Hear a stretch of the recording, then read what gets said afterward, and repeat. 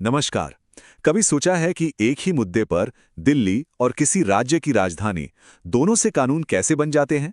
या फिर पुलिस तो स्टेट के अंडर होती है, पर सेना सेंटर के?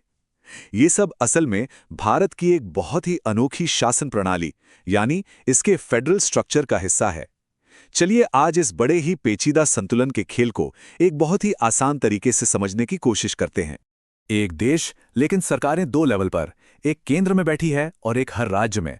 तो सवाल ये उठता है कि भाई ये सिस्टम आखिर काम कैसे करता है? कौन ज्यादा पावरफुल है? अगर दोनों में किसी बात पर ठन जाए तो आखिर किसकी चलेगी? चलिए इसी गुत्थी को आज सुलझाते हैं। सबसे पहले एकदम बेसिक बात को पकड़ते हैं। फेडरल सिस्टम या संघीय व्यवस्था, इसका सीधा सा मतलब है एक ऐसा सिस्टम जहां पावर को एक सेंट्रल अथॉरिटी मतलब केंद्र सरकार और देश की अलग अलग यूनिट्स जैसे हमारे राज्यों के बीच बांटा जाता है। दोनों अपने अपने दायरे में रहकर काम करते हैं। अब इस भारी भरकम कॉन्सेप्ट को एकदम मक्खन जैसा आसान बनाने के लिए चलिए एक मजेदार एनालॉजी लेते हैं। सोचिए कि हमारा पूरा देश भारत एक बहुत बड़ी अपार्टमेंट बिल्डिंग है। बस इस एक उदाहरण से हम इस पूरे सिस्टम की हर बारीकी को समझ जाएंगे। तो इस बिल्डिंग के मेन किरदार कौन है? देखिए, हमारे देश का संविधान है इस बिल्डिंग की रूल बुक यानी बायलॉज। केंद्र सरकार है पूरी बिल्डिंग की मैनेजमेंट कमेटी, और जो सभी राज्य सरकारें हैं वो है अपने अपने अपार्टमेंट की मालिक। और सुप्रीम कोर्ट, वो है आर्बिट्रेशन पैनल जो किसी भी झगड़े या नियम कानून के कंफ्यूजन को सुलझाता है। अब एक बहुत ही दिलचस्प बात, भारत को अक्सर एक क्वासी फेडरल या अर्ध संघीय देश कहा जाता है। इसका मतलब यह है कि यह पूरी तरह से फेडरल नहीं है। इसमें ताकत का झुकाव केंद्र सरकार की तरफ काफी ज्यादा है। आसान भाषा में कहें तो जब भी कोई टकराव की सिचुएशन बनती है तो मैनेजमेंट कमेटी का पलड़ा अपार्टमेंट ओनर्स पर भारी पड़ता है। इसको ऐसे समझिए, नॉर्मल टाइम में यह बिल्डिंग एक फेडरल सिस्टम की तरह काम करती है, जहां हर अपार्टमेंट के मालिक यानी राज्य को अपने घर के अंदर काफी आजादी होती है।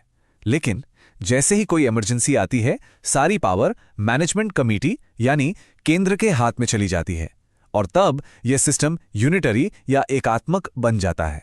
तो यह मैनेजमेंट कमेटी और अपार्टमेंट ओनर्स के बीच काम का बंटवारा असल में किया कैसे गया है।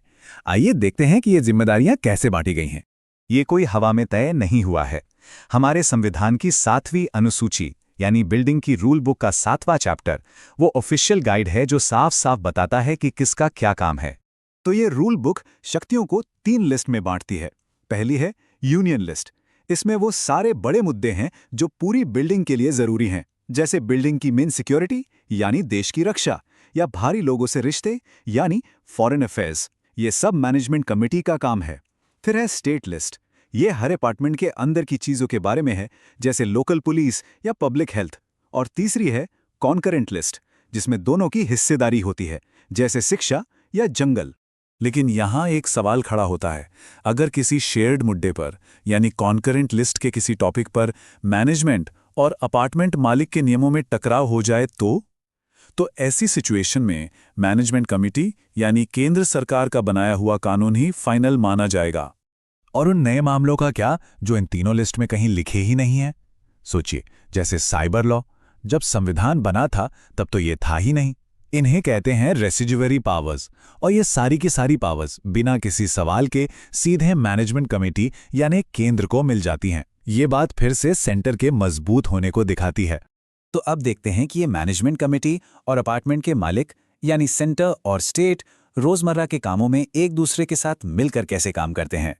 इनके बीच के रिश्तों को हम 3 हिस्सों में देख सकते हैं। पहला है लेजिस्लेटिव, मतलब कानून बनाने से जुड़े रिश्ते। दूसरा है एग्जीक्यूटिव, यानी उन कानूनों को लागू करने से जुड़े। और तीसरा सबसे जरूरी, फाइनेंशियल, यानी पैसे रुपए से जुड़े मामले। अब इतनी बड़ी बिल्डिंग को चलाने के लिए पैसा तो चाहिए है ना, तो इसे बिल्डिंग की मेंटेनेंस फीस की तरह सोचिए।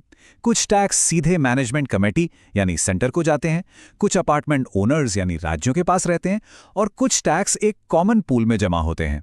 और उस कॉमन पूल का पैसा कैसे बटेगा, ये तय करने के लिए हर 5 साल में एक फाइनेंस कमीशन बनाया जाता है।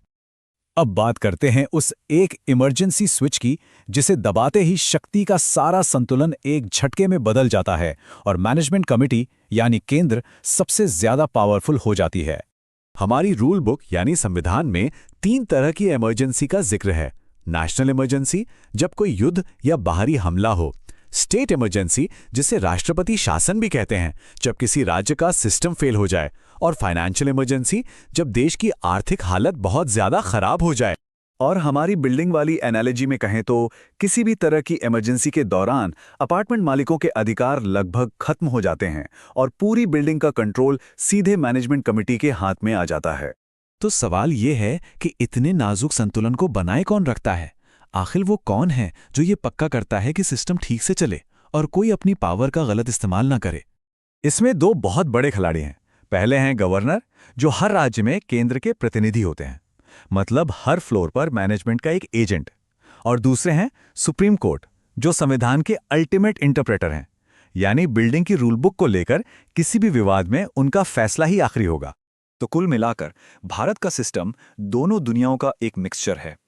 एक तरफ इसमें शक्तियों का बंटवारा और एक आजाद न्यायपालिका जैसी फेडरल खूबियां हैं, तो दूसरी तरफ एक मजबूत केंद्र, इमरजेंसी में सारी पावर सेंटर के पास चले जाना और गवर्नर की मौजूदगी जैसी यूनिटरी खूबियां भी हैं। ये एक लगातार चलने वाला बैलेंसिंग एक्ट है। तो भारत का ये फेडरल ढांचा सहयोग और टकराव के बीच एक बहुत ही पेचीदा डांस की तरह है। ये एक ऐसा सिस्टम है जो इतनी डाइवर्सिटी वाले देश को एक साथ बांधे रखता है, लेकिन इसमें लगातार तनाव भी बना रहता है। अब सबसे बड़ा सवाल ये है कि भविष्य की नई चुनौतियों के लिए ये महान संतुलन का खेल कितना तैयार है। ये एक सोचने वाली बात है।